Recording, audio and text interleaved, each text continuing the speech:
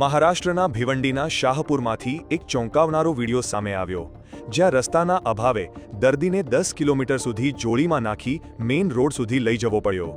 તંત્ર માટે આ ઘણી શરમજનક વાત કહેવાય કે આઝાદીના આટલા વર્ષો પછી પણ કેટલાય આદિવાસી ગામડાઓ રોડ, રસ્તા અને આરોગ્ય જેવી મૂળભૂત સુવિધાઓથી વંચિત રહી ગયા છે.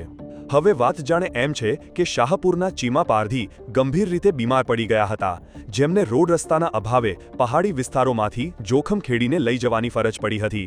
આટલું જ નહીં, નજીકમાં કોઈ હોસ્પિટલ ન હોવાથી દર્દીને 10 કિલોમીટર સુધી જોડીમાં નાખીને મેઇન રોડ સુધી લઈ જવા પડ્યા હતા, જ્યાં એક વાહને તેમને ઇગતપુરીના હોસ્પિટલમાં ઇલાજ માટે પહોંચાડ્યા હતા.